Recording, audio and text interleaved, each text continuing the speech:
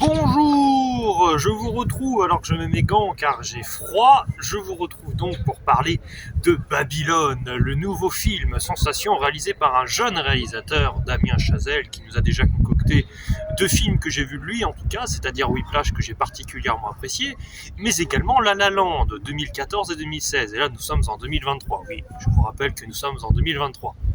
Bonne année, bonne santé pour la 15e fois.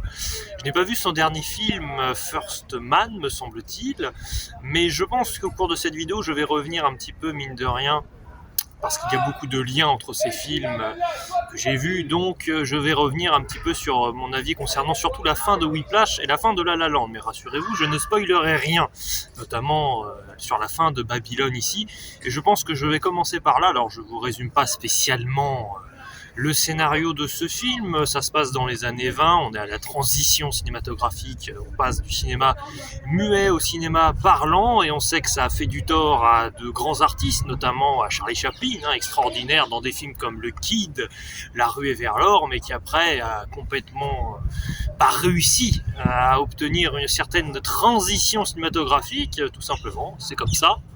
Le film parle d'ailleurs de cela, même si on ne voit pas Charlie Chaplin, mais on voit des acteurs qui sont probablement existants. On comprend à un moment donné, on a une sorte de fiche Wikipédia, moment documentaire de quelques secondes, pas forcément très judicieux, qui semble à nouveau nous confirmer que nous sommes dans une certaine réalité, visiblement avec des personnages qui ont existé. Je n'essaierai pas ici de rebalancer leur nom parce que je ne les ai pas retenus, c'est comme ça. Mais nous avons donc pas vraiment de scénario, c'est un petit peu dur ce que je raconte, mais on suit plutôt des personnages, c'est un petit peu l'idée. Nous avons Brad Pitt qui est donc un acteur qui m'a fait penser un petit peu à Charlie Chaplin pour cette idée-là, justement, qu'il essaie vraiment de suivre le mouvement et de suivre une nouvelle dynamique, mais ça ne fonctionne pas forcément, sans en dire plus, même si Charlie Chaplin n'était peut-être pas réputé pour être forcément un fêtard comme Johnny Hallyday, remarquez, j'en sais rien, mais je ne pense pas. Mais nous avons donc Brad Pitt, nous avons évidemment Margot Robbie qui se considère comme une star. Pour elle, on ne naît pas femme, on le devient, mais on est star ou on ne l'est jamais, c'est un petit peu ça. Et forcément, elle arrive à avoir évidemment tournage de film, il s'avère qu'elle est évidemment très très très douée, cette dame. Évidemment, Margot Robbie forcément arrive à proposer une démonstration d'actrice absolument prodigieuse. C'est une actrice que j'adore, Margot Robbie, mais c'est vrai qu'entre des films que j'ai adorés, notamment grâce à elle, comme mon film de l'année 2020, Scandale, que j'avais déjà tourné d'ailleurs la vidéo dehors. Dès qu'il y a Margot Robbie, je tourne la vidéo dehors. Non, c'est faux, parce qu'il y a aussi eu des vidéos comme Birds of Prey où j'étais en intérieur bien au chaud chez moi. Mais c'est une actrice prodigieuse, et c'est vrai qu'ici, les mises en abîme ne manquent pas, parce qu'on assiste finalement à du cinéma dans le cinéma. Donc ça, c'est sûr. Il y a évidemment cette scène qui est probablement le meilleur passage du film, clairement, où nous assistons donc en parallèle au tournage de Brad Pitt, avec des figurants qui se rebellent, mais qui s'avèrent en réalité, qui doivent aussi se rebeller un petit peu dans l'histoire du film, puisque ce sont un petit peu visiblement des tribus qui viennent assiéger les protagonistes du film dans le film, évidemment. Et nous avons Margot Robbie qui, elle, découvre aussi les joies du cinéma parlant avec tous les problèmes qui s'ensuivent. Évidemment, quand une technologie démarre à peine, on a du mal à s'y adapter et il y a un certain nombre de contraintes. Et globalement, c'est vrai que c'est la partie là que j'ai préférée. Ça c'est sûr. De toute façon, je trouve d'ailleurs dès l'amorce du film, je suis assez surpris. On commence quand même avec une scène un petit peu avec un éléphant qui crotte comme ça sur des personnages, et là tu te dis waouh, c'est très drôle et c'est très surprenant parce que pour du Damien Chazelle, on a l'impression d'être dans du Ace Ventura. Et c'est pas forcément les deux mêmes univers.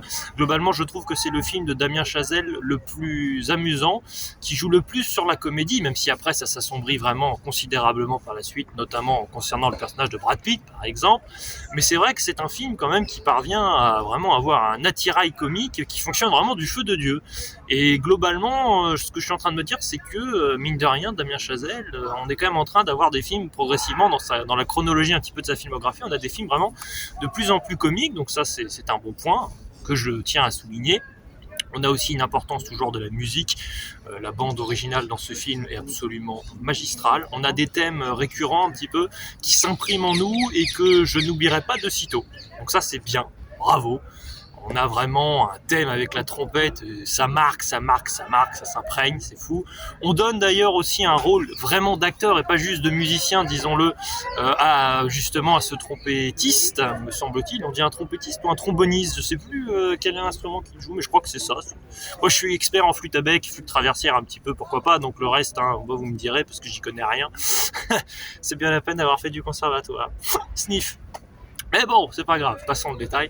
Donc, de la superbe musique. D'ailleurs, on a ce monsieur, là, musicien, qui a un moment une scène extrêmement dure, où il doit se faire passer pour plus noir que noir, si l'on veut. C'est absolument terrible, et c'est vraiment là, le cinéma business, c'est-à-dire, sous prétexte qu'il faudra rapporter de l'argent et qu'il faudra donc plaire à son public, on est prêt globalement à faire n'importe quoi. Et on a aussi la drogue qu'est le cinéma pour des acteurs qui sont prêts à tourner, même s'ils ont à un moment donné conscience qu'ils vont tourner dans des daubes. Ça, c'est aussi un autre aspect du cinéma dans ce film. Maintenant, j'en viens à mon problème avec ce film, parce que oui, je l'ai beaucoup apprécié, j'ai beaucoup rigolé devant, mais j'ai un souci, moi, c'est que le film, je le trouve trop long. Le film est victime de sa durée. Le film dure 3 heures et ça ne me convient pas. Parce que si on pouvait avoir un sentiment un petit peu d'éprouvement, mais logique à la fin de Whiplash, parce qu'en réalité, le personnage principal, il veut devenir un grand musicien. Donc, à force de ténacité, je ne vous dis pas s'il y arrive, mais à la fin, il y a un aboutissement. On sait s'il y arrive ou pas. Et là, tu es éprouvé, mais c'est normal. À la fin de La La Land, il y avait un petit peu cette idée. La relation amoureuse, qu'elle réussisse ou pas. Bon, on est dans une comédie romantique, donc vous doutez un petit peu de l'issue, mais on voit la fin, on se dit « Ah, ça y est, c'est la fin ». Et là, je ne suis pas du tout dans la même logique, c'est-à-dire je me suis dit « Ouf, enfin, ça se termine ». Mais je me suis dit ça à plusieurs reprises, c'est-à-dire que le film à la fin se veut trop démonstratif dans son propos. Et ça, c'est mon problème. Autant il y a des scènes où on a même un monologue d'une critique cinéma qui parle à Brad Pitt, et là, ce qui est dit dedans, le contenu, le fond même de ce qui est dit est absolument incroyable, et c'est l'une des plus belles scènes de l'année cinématographique 2023, à n'en pas douter, même si on est seulement en janvier. Cette idée que nous, le commun des mortels, en tant que spectateurs, on peut être bien content de ne pas être acteur parce qu'on n'est pas complètement pollué par le cinéma et par une sorte d'illusion complètement, c'est ça, c'est cet univers factice dans lequel on se croirait plus important que tout le monde, on veut se faire remarquer, et puis le jour où ça n'arrive plus, on est fini, alors qu'il faut aussi constater l'avantage d'être immortel si l'on veut. On continuera à voir les films des acteurs comme Charlie Chaplin, comme Brad Pitt, comme Margot Robbie, même bien après leur mort, logiquement, bon, sauf s'il n'y a pas une guerre nucléaire d'ici là. Bon, on va pas parler de tout ça, on va rester un petit peu optimiste dans cette vidéo. Je suis pas là pour parler de géopolitique par ailleurs, c'est pas le but, mais il y a une vraie réflexion. Mais à la fin, moi, je comprends que le film, évidemment, est une ode au cinéma, évidemment. C'est l'amour du cinéma ici qui nous est transmis, l'amour de la salle de cinéma, il faut le préciser, pas du streaming, pas des plateformes Netflix, Disney+, et tout ça, même si je suis sur Disney+, par exemple, bien sûr, mais place évidemment la salle de cinéma qui est le lieu ultime pour vivre des émotions, pour voyager. Alors qu'il y a du bruit là-bas, la guerre nucléaire aurait-elle commencé au parc du Luxembourg à Paris? Non, je ne pense pas, rassurez-vous. Je sais pas pourquoi je pense à ça, bon sang, c'est un traumatisme, c'est terrible. Non, mais c'est pas ça, mais si vous voulez, pour redevenir un petit peu plus sérieux, moi je dirais que la fin du film, oui, tourne un petit peu trop en rond. On a compris l'idée, le réalisateur s'est fait plaisir, il a voulu pousser son idée jusqu'à l'absolu de chez l'absolu. Moi je pense que c'est allé trop loin et que c'était totalement dispensable. Et puis bon, alors la définition du grand cinéma, moi si tu me refourgues tous les films de James Cameron que j'aime pas, notamment Terminator 2 et Avatar 1, on va pas être copains. Fallait mettre Titanic. Voilà. Ça manque un petit peu de film de super-héros aussi, désolé. Non, mais plus sérieusement, pour vous donner un exemple, je ne vais rien spoiler, mais à un moment donné, Brad Pitt va s'enfermer dans sa chambre d'hôtel. Je ne vous dis pas ce qu'il va y faire, mais dans la continuité du film, on le comprend totalement en tant que spectateur. La porte est fermée. Là, tu te dis, hors champ, on sait ce qui va se passer, c'est comme ça, c'est normal. Et là, tu sens, pour moi, c'est ça, cette déception concernant ce film avec Damien Chazelle, c'est qu'il est trop démonstratif. Tu sais pas pourquoi, mais la porte s'ouvre un petit peu, et tu vois ce qui se passe. Et à partir de ce moment-là dans le film, je suis moins convaincu. tout comme les idées un petit peu d'étiquette temporelle pour avancer un petit peu dans le temps, pour nous montrer peut-être certaines conséquences à ce qu'il se passe. Je ne suis pas convaincu, même si globalement le film m'a vraiment plu, mais c'est vrai que quand ton film dure plus de 3 heures, généralement c'est qu'il y a un problème, et là ça se sent. On a eu l'exemple d'Avatar 2 il n'y a pas longtemps, The Batman qui était beaucoup trop long, mais bon, là je cite quand même des films que j'ai vraiment beaucoup moins appréciés que ce film qui reste très bon, mais qui aurait presque pu être un grand film s'il avait su un petit peu plus resserrer, à mon avis, son histoire, qui, par ailleurs, ouais, c'est ça, je vais pas dire qu'elle manque un petit peu de fil rouge, mais comme je le disais en introduction, on a un peu plein de petits fils à suivre avec les personnages, mais bon, on n'a pas vraiment le personnage principal, ou tout du moins on a Margot Robbie, mais dès lors qu'on la voit pas trop vers la fin du film, ouais, pas forcément hyper convaincu. Je tiens aussi à préciser qu'on a un acteur qui n'est pas connu du tout, que je n'ai jamais vu. Alors pas Tobey Maguire, qui est aussi producteur du film, qui joue très bien ici, on a l'impression de voir le bouffon vert, donc c'est plutôt amusant, ou le Joker plutôt, excellent rôle.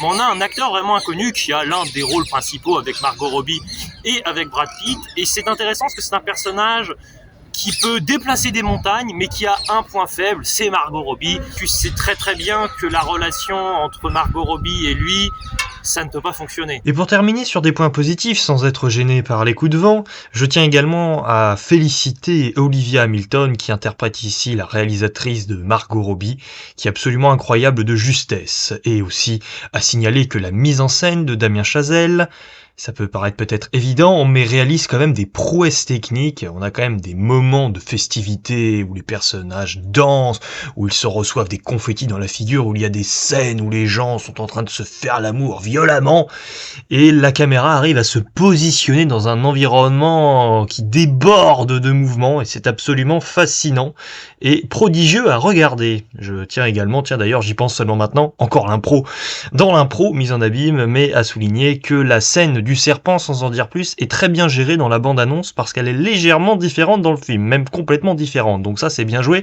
en termes de surprise. Bravo! Si vous ne l'avez pas vu, foncez le voir, évidemment. Et si vous l'avez vu et que vous avez fini cette vidéo, je vous en félicite. Eh bien, n'hésitez pas à me dire dans les commentaires ce que vous pensez, vous, de ce film. Nous pourrons ainsi échanger.